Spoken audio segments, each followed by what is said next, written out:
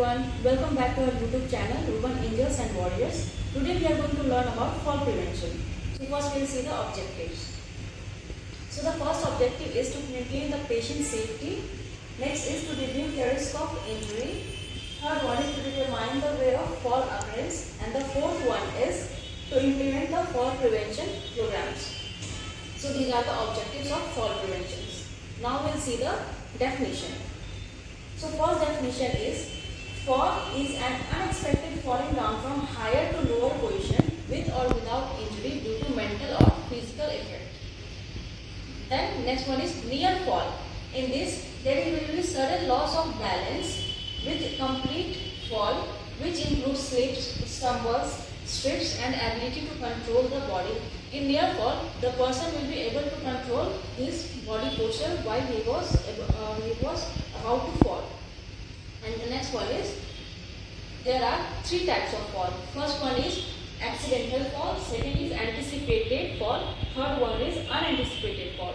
So the first one is accidental fall. In this, when the patient falls unintentionally because of environmental hazards and equipment failure. Second one is anticipated physiological fall. In this, it occurs when the patient with no risk factor for tripping related to the patient underlying medical conditions. In this, the person's medical condition or the risk factor will be known. And in third one is unanticipated physiological fall. In this, fall occurs in patients who do not have identifiable risk factor. In this, the risk factor will not be identified. So in first one, accidental fall, the patient will have suddenly loss of balance and patient will have fall. In anticipated fall, the risk factor of the patient will be known, and in unanticipated fall, the risk factor of the patient will not be known. Next we will see the contributing factor. What all are the contributing factor which leads to fall? So first we will see the individual and then the environmental factor.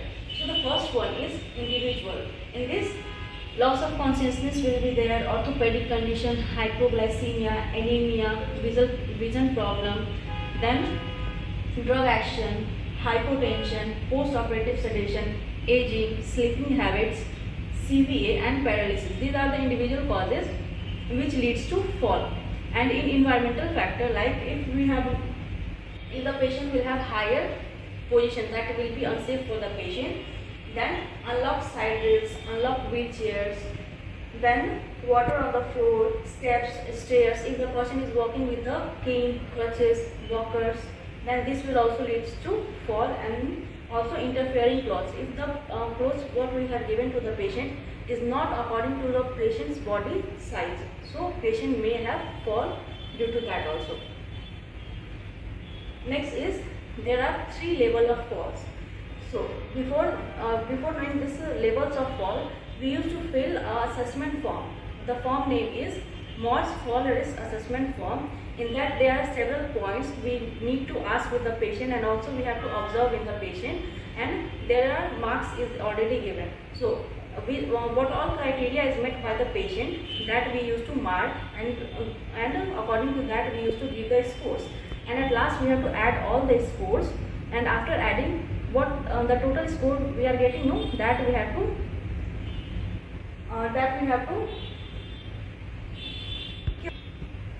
to match with these scores. Like level 1, there are three levels of fall. In first, it is also known as low risk. Second level is also known as moderate risk, and third is also known as high risk. And in this, scores is given.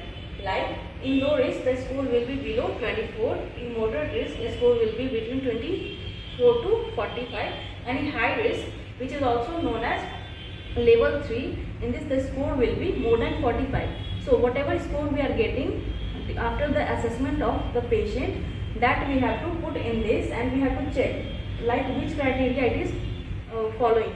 Like if we have marked the assessment score and we got 35, then in which it will fall, like 35 will come in moderate risk. So according to that we have to assess in which risk the patient is going, low risk, moderate risk and high risk. And after we got all the scores, according to that we have to plan our interventions. Like for example, we got patient is having weakness, So for weakness what we can do, what all interventions we can plan, that we have to check, and we also have to implement on the patients. Now we'll see the precautions. What are precautions we have to take? So before precaution we have to first, that already I have said, we have to assess the patient, then we'll get a score, and according to score we have to check whether the patient is in which risk, and according to that risk we have to plan our interventions. So interventions in that, first we have to orient the patient surrounding. Whenever a patient is coming to our hospital, we have to give orientation to the patient, like where is the washroom, where is the nursing station, which one is his room number, that all thing we have to orient to the patients. Then provide medication information. When we are giving medication to the patient, that also we have to inform them, like some medication are having sedative effect, that all thing we have to teach them, like after taking, don't get up from the bed, these all things we have to teach them. And instruct the patient to call for assistance, like whenever patient need a help, we have to tell them that you have to call us, we will assist you in anything. Then secure beds, phone and bed table should be near the patient bedside. Then ensure the clothing should not interfere with the patient mobility. Whatever clothes we are giving, that we have to check, it should not be oversized and also should not be too small. Then ensure the bed at the lowest position. We don't have to keep the patient bed too much high. Then put on the side rails, conduct regular round at the bedsides. Then place caution board while cleaning the floors. Like if we are cleaning the floors or washroom, then we have to put a caution board, so that not only the patient, like staffs also, or the patient attendant also, if they are going, they can see that something is going on, we should not have to go there. Then keep the floor dry with adequate light. We have to keep the floor dry and adequate lighting should be there. Then provide holding bars in the washroom for the older patients. Next, identify the fall risk in medical record. Whatever we are getting, that whatever assessment we are doing, that we have to note in the medical record. Then assist and supervise for ambulation. Like for older patients or any patient, we have to assist and supervise them while they are ambulating. Then conduct hourly safety checklist. Perform regular pain assessment. We have to do pain assessment also, because of pain also many patients had fall. So that also we have to do. Then offer assistance to the bathroom. Whenever patient is going to washroom or anywhere, we have to assist them. Evaluate for the reversible cause. We have to evaluate the reversible cause. Then orthostatic blood pressure also we have to check. Then blood sugar, we have to check the blood sugar, because suddenly fall in the sugar level may also lead to fall or many things, many conditions. Then we have to provide adequate hydration to the patient and also apply fall risk back to the patient. Next, if the patient had fall, like these are precautions we have done, but then also if the patient had fall, then what will be the post-fall protocols? So first, if the patient had fall, then we have to ask for help. Like if anyone is there, they can come to you and help you in taking the patient to the safest position.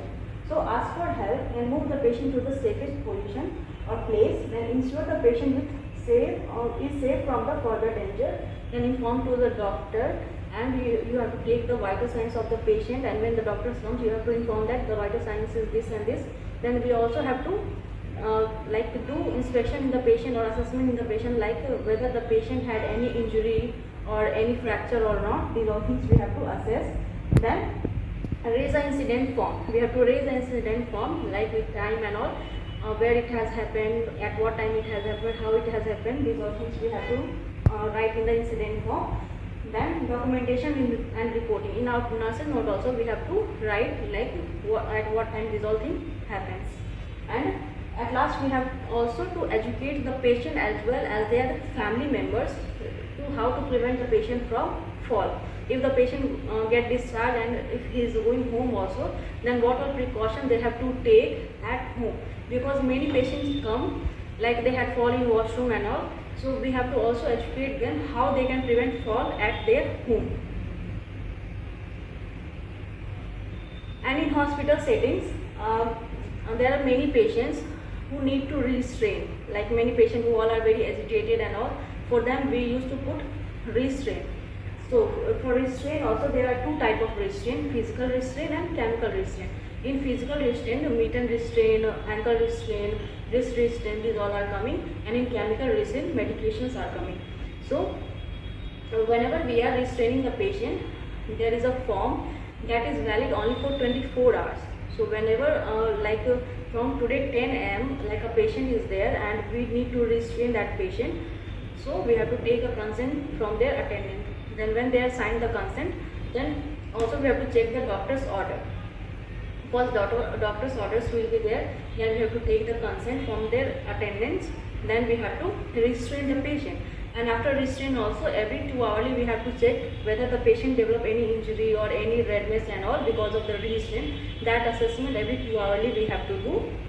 Then in chemical restraint also, like we are giving any medication to the patient, so in that also we have to observe the patient, and every 2 hourly we have to do the assessment of the patient. And these all things will be done after the doctor's order and signing the consent form only.